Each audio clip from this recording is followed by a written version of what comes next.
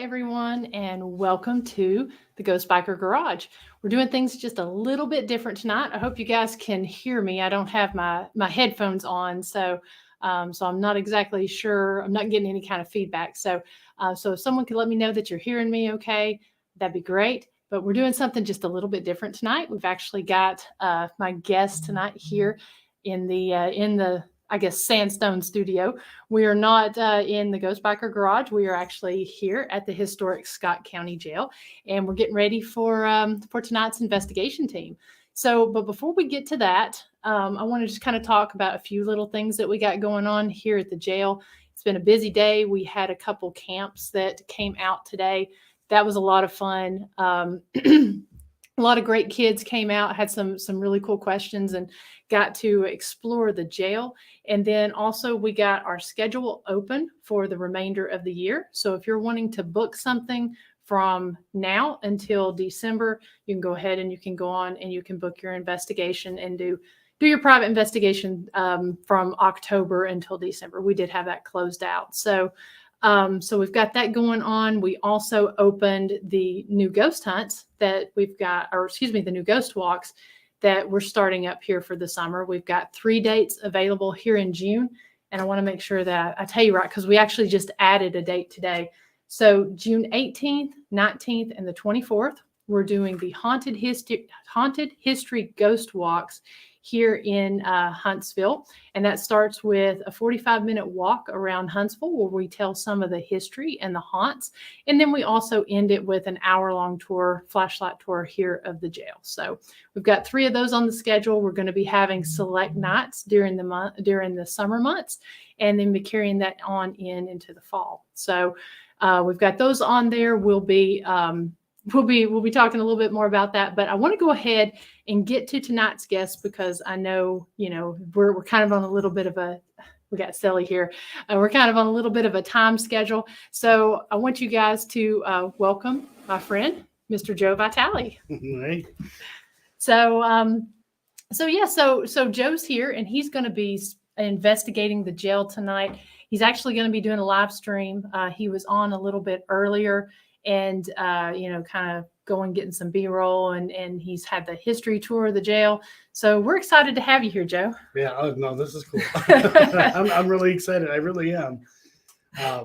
It's just, I know a lot of people like those really big, huge locations, but I really appreciate the smaller ones. And I know it seems weird. I'm sitting here looking at you on the screen instead of looking at you and talking like this.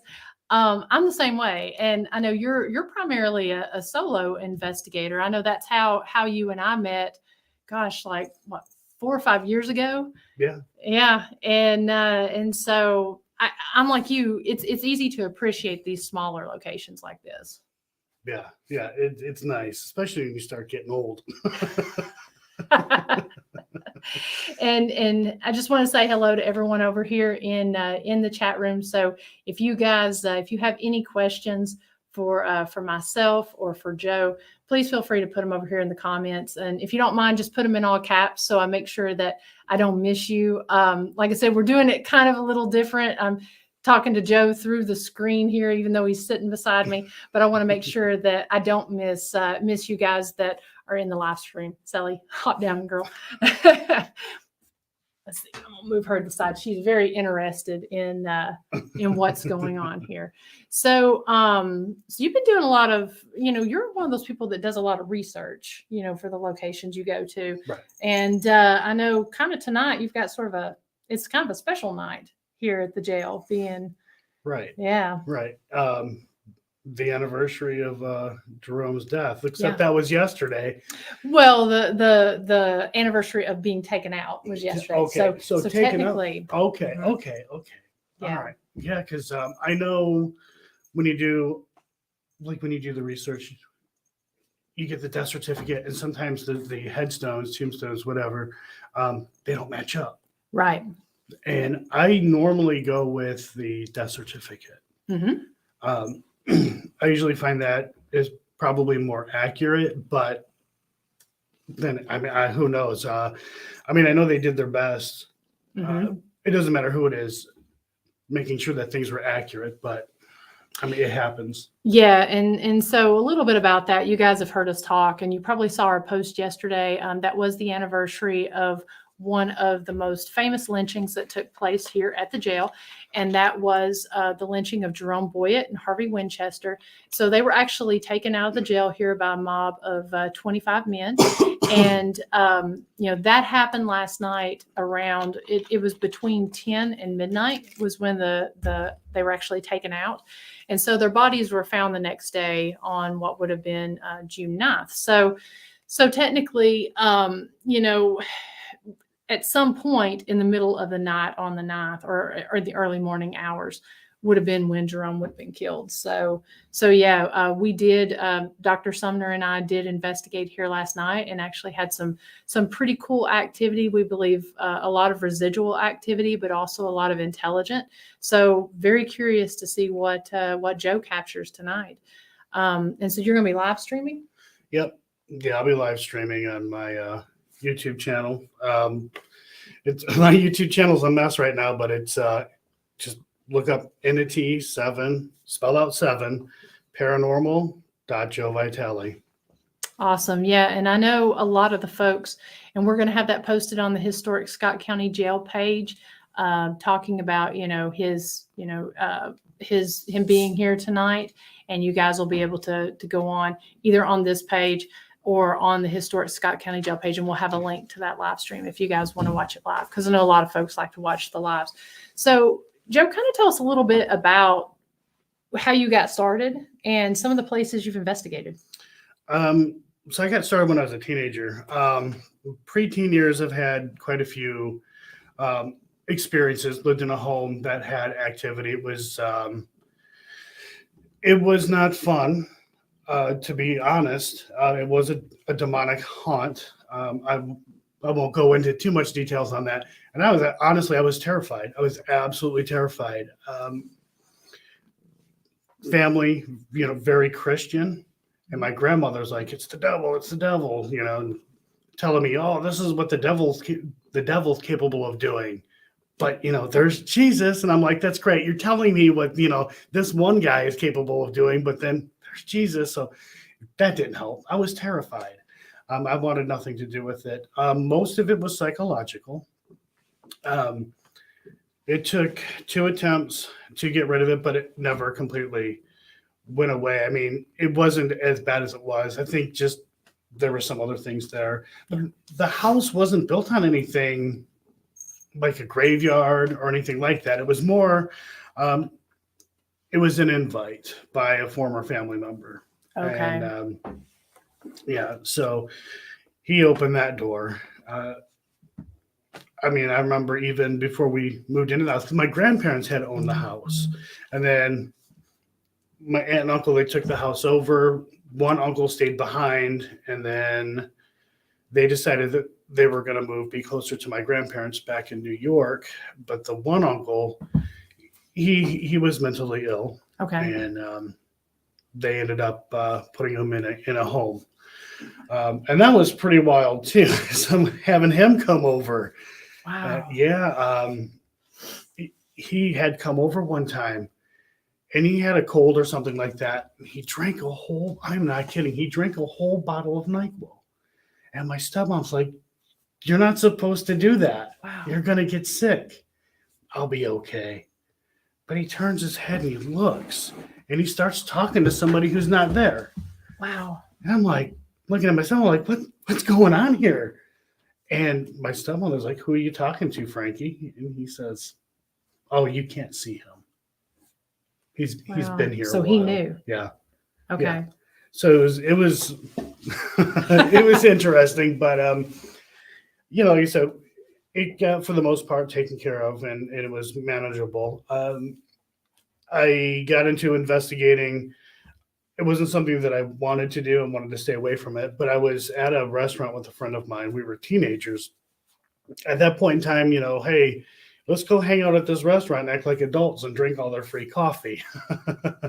And that's what we did. And my buddy, he was joking around about the house being haunted and stuff like that. And people behind me they heard him, kind of joke with me about it. One of them got up. His name was Bill. So my buddy who was with me is also named Bill. Buddy Bill got up, go use the bathroom. On his way there, he ran into some other friends talking to them. And this guy gets up, starts asking me questions about the house. I'm like, what's going on here? Like, you gonna try to kidnap me or something? I really didn't want to talk about it. And he tried to really persuade me, hey, maybe, you can come with us, and we'll kind of, we'll talk, we'll take you to, a house or whatever that we're investing. I'm like, what? Really? Because that's what I want to do. But yeah, I refused that night. And then a week or two later, I was at the gas station with my dad, and my dad went inside, and I'm standing outside, and there the guy was. And I wanted to get rid of this guy. I'm like, this guy, like, because my parents were like, nobody needs to know about this stuff. Yeah. Nobody needs to know. They'll think we're crazy. So the guy comes up to me. He starts asking again, seeing how I was doing. And he's like, again, the offer still stands. You can come with us. My parents, they're going to be there. This is what they do.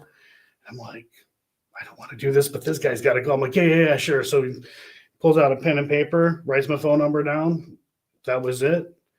I honestly didn't think I was going to hear back from him. And I ended up not long after that, I heard back from him. My dad answered the phone. He hands me the phone. He's like, some guy. I'm like, huh?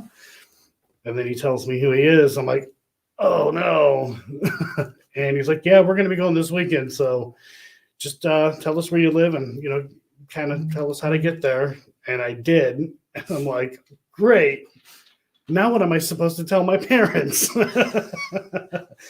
I'm going to go spend the night at a friend's house. That's all I told them. They're going to come pick me up. They didn't care. And I went, and I didn't do anything. Just sat around and just talked to them about what happened during that time. And I continued to do that with them. And then a few months later, hey, Joe, you, Bill, go here and get to it. I'm like, wait, what? I'm investigating what? My very first EVP was, are you dead? I'm not kidding. That was the very first question. That was the first question asked, are you dead? And we got a response. It said no. But we laughed about that. Like really, Joe, the first question that you ask, and that's what it is. I'm like, oh no. I honestly I wasn't very comfortable at that point. Like, they're doing this, but then when it's like, hey, ask a question, Joe, it's like, I feel stupid. Well, it's almost too like kind of confronting. I don't want to say confronting your demons, but confronting what you were experiencing in that house. Right. And I would imagine that would be pretty scary as a kid to experience all that, have your parents tell you one thing, and then now all of a sudden you're sitting with a group of people communicating with something. Right. And I didn't realize this, but even when that stuff was going on, I wasn't 100% sure. And I was kind of debunking without actually realizing what was going on. I would hear these knocks and I would go try to figure out what was going on. And it's so weird. It was kind of like in such a way, it was almost, I don't want to say, oh, they were training me, but in such a way, it kind of felt like I was being trained, if that makes any sense. It's weird. Yeah. So we got a couple different questions here, and Dee Dee says, OMG, when you were a kid, regarding the haunting in your home. How old were you when? Believe, if I remember correctly, we actually moved into that house. I was probably 9 or 10, I think. Okay. And nobody was comfortable in the house. Okay. No, this sounds silly, but I remember going to the house when my grandparents had lived there. Okay. And perhaps it was my imagination, but I kept seeing this hand come up through a vent. And I remember watching, and then my grandmother, or maybe it was my grandfather, they're like, hey, what are you looking at over there? And I'm like, there's a hand coming up. Now, I was really little. I was like, there's a hand coming up from there. And they're like, what? I'm like, yeah, there's a hand coming up from the vent. And they started laughing. They're like, oh, he's got such an imagination. Like, maybe it was my imagination. But, you forget. And then, moving in, didn't feel comfortable.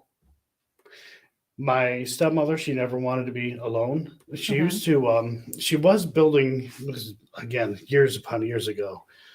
God, I'm old. Anyways, she was building this dollhouse in the basement, and she never wanted to be alone. Somebody had to be there with her. Okay. Sometimes you'd find her outside waiting for my dad, to come home because she knew something was going on. But none of us really communicated with one another about what was going on. I was kind of quiet about it because I'm like, I don't know what's going on. This is weird. I don't want my parents to think, well, there's something wrong with Joe. Yeah. But then, everybody was experiencing something, but we weren't talking about it. And kind of what broke the ice with that is my stepbrother and half sister, they had experienced something. They had seen this thing. It was the best way to describe it was like this creature thing. And it scared the hell out of both of them. And then that's when they had said something to my stepmom. Okay. And then she started questioning everybody. So. Okay. So Sabre says, do you think or believe that kids around the age of 2 or 3 can see things that we can't see? The amazing thing about kids is that they're so innocent and the world is magical to them. And I think over time, and it really is our fault as adults. It's our fault.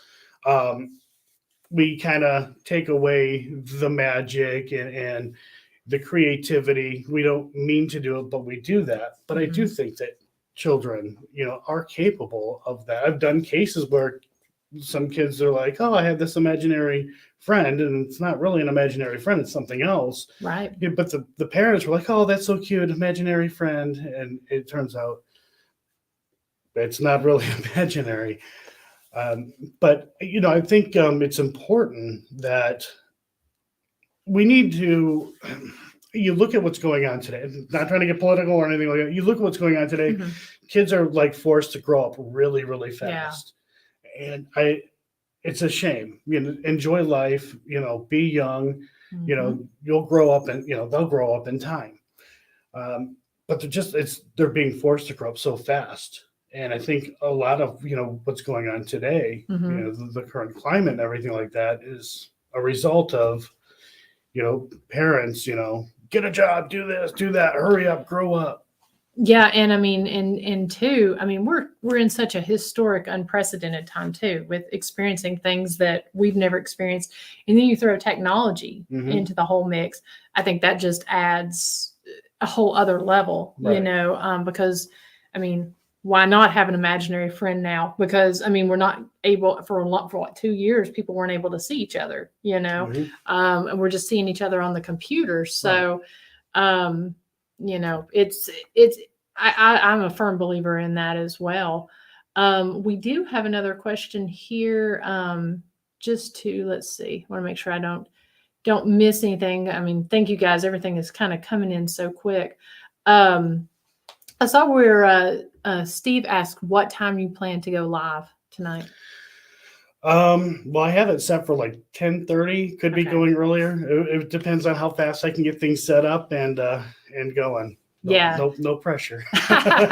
No, we're actually it's actually going to be a shorter show tonight because once we get this done, wrapped up, cover a little bit more business, we're going to you guys go over and watch Joe's live, and we'll put the link here before the end. Not the link to the live, but the link to his page here in the comments. And I see a lot of people talking about no such thing as stupid questions.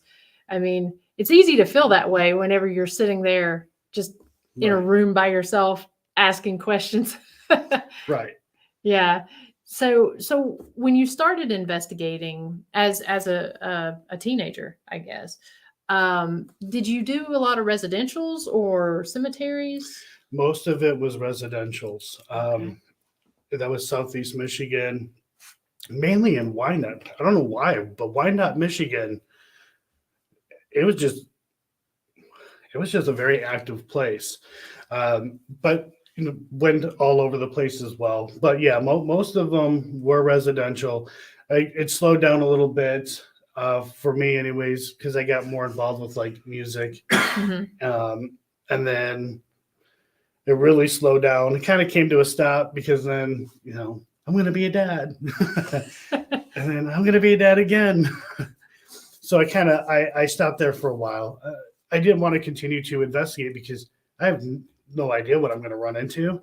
And when you do cases that involve, kids, you feel bad because it's like, and I didn't want my kids to have to really experience that. Although they did have a few experiences, not my fault. I was not investigating at that time.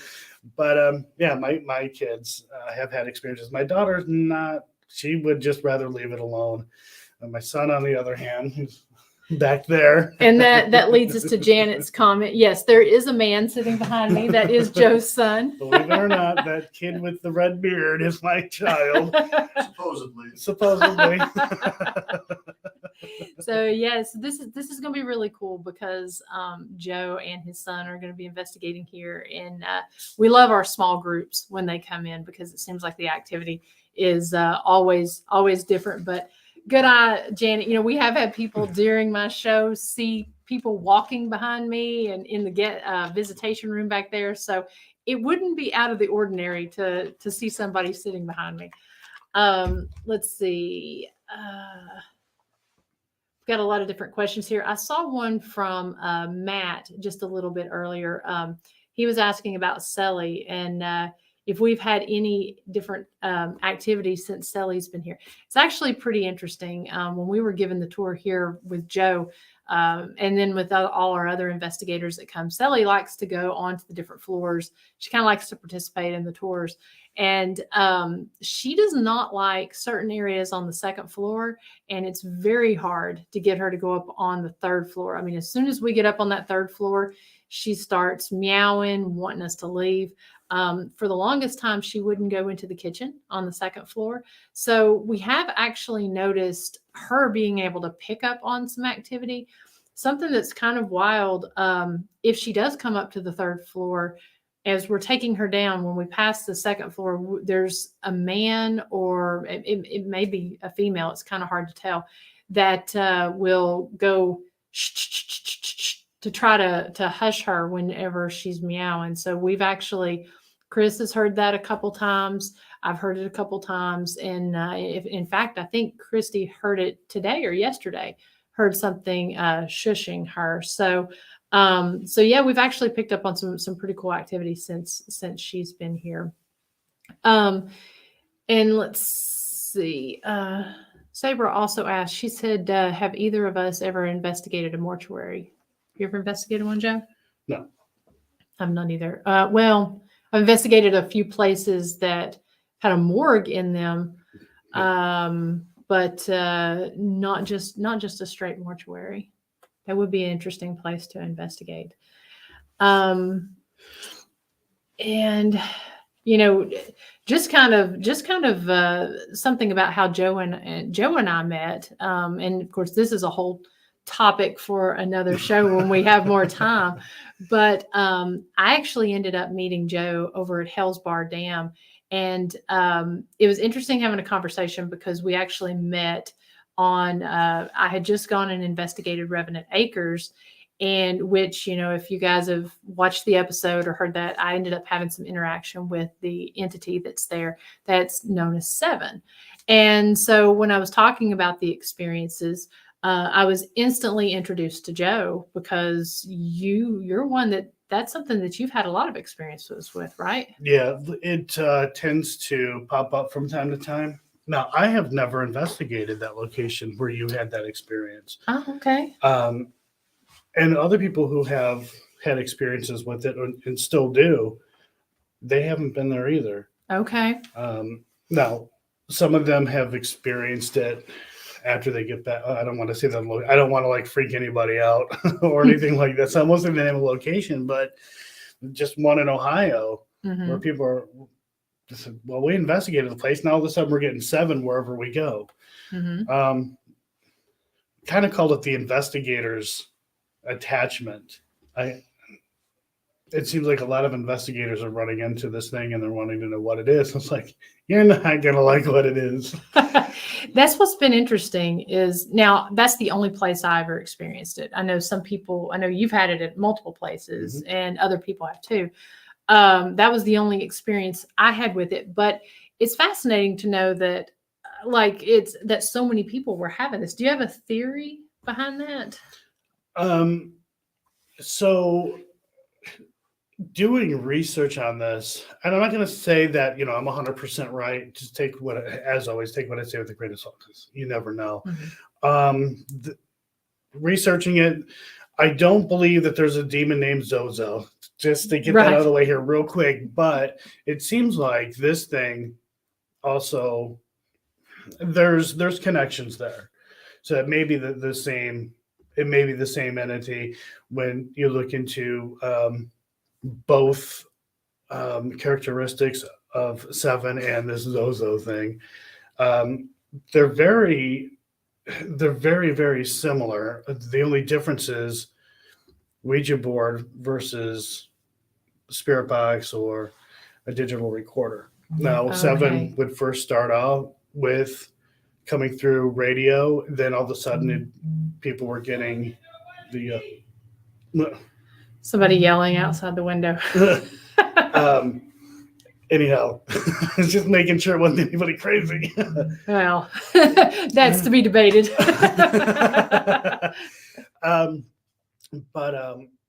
Man, I totally lost my train of thought there. Sorry about that. Yeah. Yeah, there was a man that just rode by on a 4-wheeler yelling at the jail. Yes, you were talking about the difference between the recorder. Yeah. Difference being is the whole Zozo phenomenon thing happens through a Ouija board. 7 starts through a spirit box and then starts its way into digital recordings. Okay. Yeah, I mean, because that's all I was getting on my spirit box. And you could specifically ask, and I knew a couple other investigators that had gotten that at that home. And I mean, you would ask what room it is, who's standing there, and it was just instantly 7, 7, 7. Or we did get Satan quite a bit, and we got Balor, but we just kept getting 7 on the spirit box, and then we started getting the EVPs of it, which was wild. Right. And when it comes through, it drives me nuts because you want to come to a location and you want to investigate the spirits that are there, and then it just kind of takes over, and it's like, come on, I don't want to deal, like, go away. I don't want to deal with you. It ends up going away, but it's annoying because it's like, I'm here to investigate what is here. But doing all the research and stuff like that, it spreads like a virus, and it really does cause a lot of damage. They call it the marriage breaking demon, but I don't think it pertains to just marriage. It's like just relationships in general. Okay.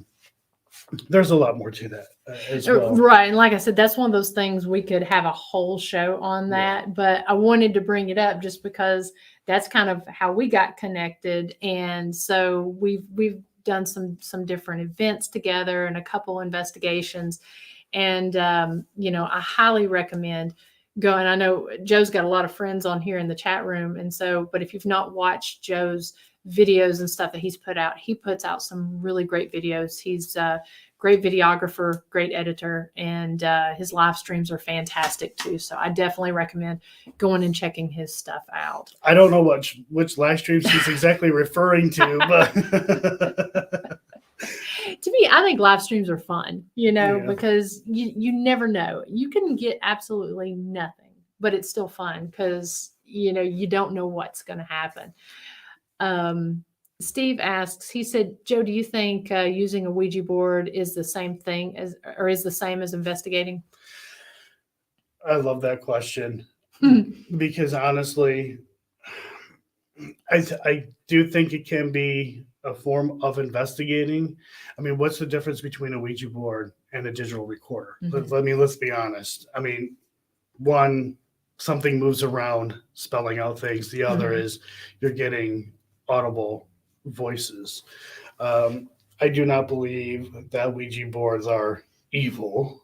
I know they have a bad rap. Yes, it does seem like more bad comes out of them, but you're inviting something to speak with you.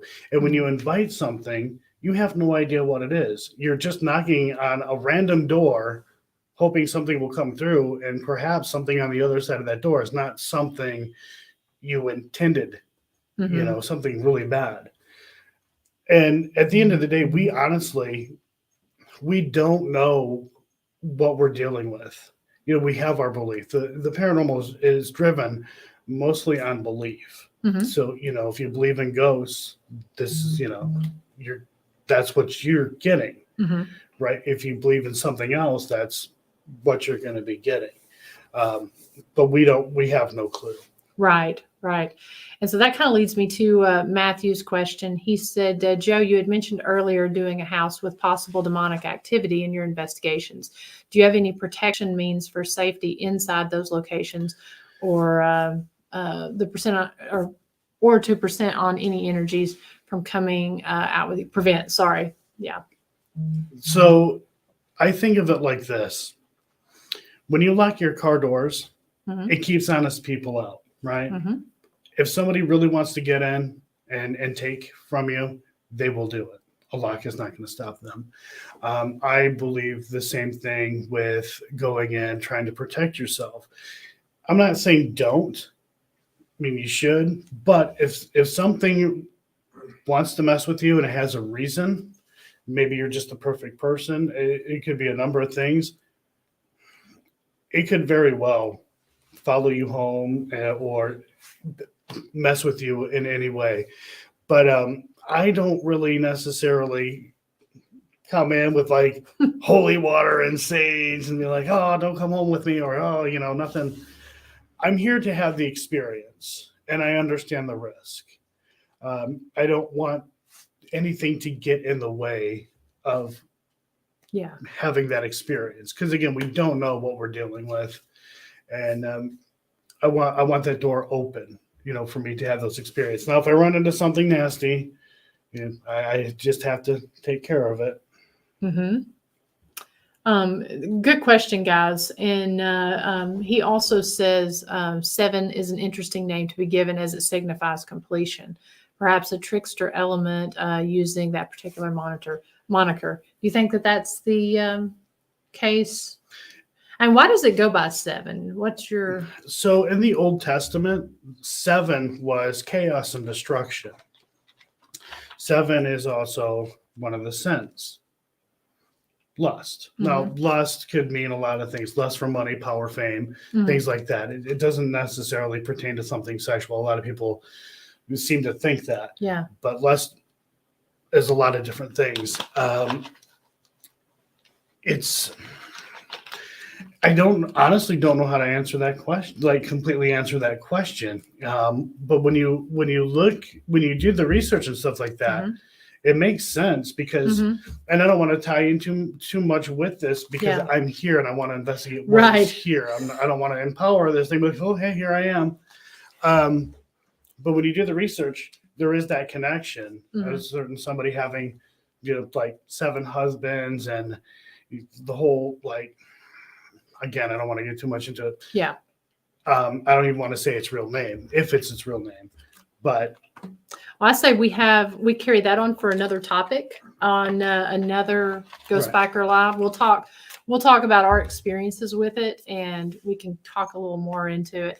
But it is interesting because, like I said, I mean, I only experienced it that once. Some of the wildest spirit box sessions that I've ever experienced.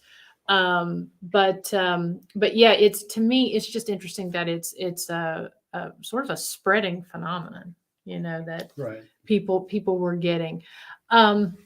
But we're going to go ahead here pretty quick and wrap this up because I know Joe's going to get ready and get set up, get everything ready for his live stream. If anyone has any last minute questions, go ahead and get those typed in. anything, what's next that's coming up for you, Joe? Right now, there is an event in September, PEX 2022. I almost forgot the date or the year. Where are we? Anyways, yeah. Virginia City. I wish I had the information in front of me. There's going to be a lot of investigators there.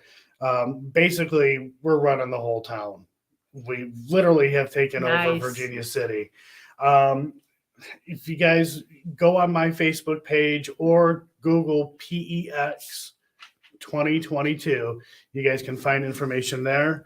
There are VIP tickets. I know when you look at the price of the VIP tickets, it's kind of like, oh my God, that's a lot of money. It was $250. I promise you, it's a steal because the hotels there is $100 a night.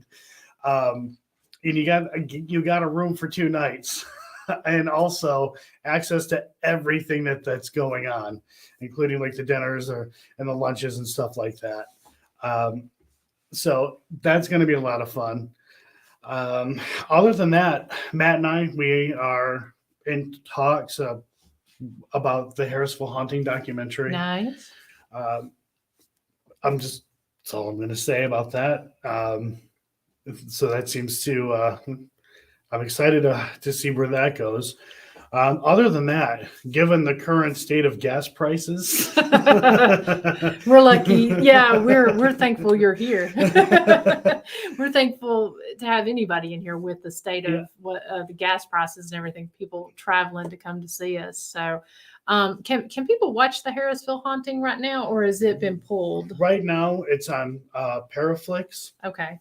So you guys can search Paraflix. It'll be easy to find. Yeah, I mean it's on everything. It's literally on everything. It's not hard to find, and you guys can check it out there. Now I don't know how long it will be up there for, because at some point it will more than likely get pulled. I know you all were doing specific releases at certain places. And so if, we get a lot of people asking about the Conjuring House. And so if you're interested in a really cool documentary on the Conjuring House, definitely check out Joe and Matt's Harrisville Haunting. And like he said, it's on Paraflix now, but you may want to really watch for that because like you said, they may be pulling it. So couple events that we got coming on. Like I said, I mentioned at the top of the hour with the haunted history ghost walks here at the jail, booking investigations through the remainder of the year, and also flashlight tours and guided ghost hunts. We've got all of those up on the event page on the historic Scott County Jail website, as well as on the Facebook page. A couple dates of some Ghost Biker events coming up. We're just finalizing the details. October 10th, we're going to be having a motorcycle ride, meet and greet, and VIP ghost hunt at Octagon Hall, which is in Franklin, Kentucky. We're just getting the finalized details on that.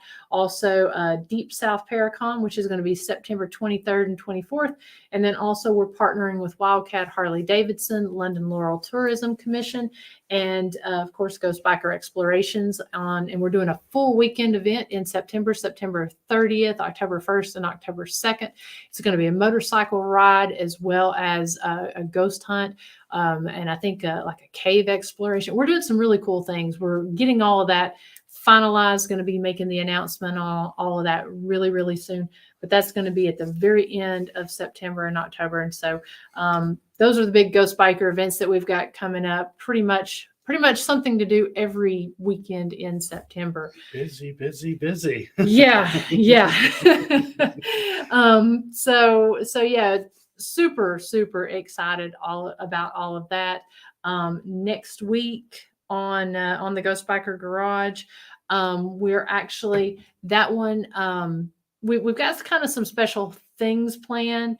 So I'm not quite sure how that is gonna play out for next week. It may actually end up being a live investigation. So fingers crossed that that will end up working out. And so we'll have more information on that. But otherwise, I say we go ahead, wrap this up, and let Joe go ahead and get started, get on with his live stream. I'm going to actually go on here, copy. Give me 1 second.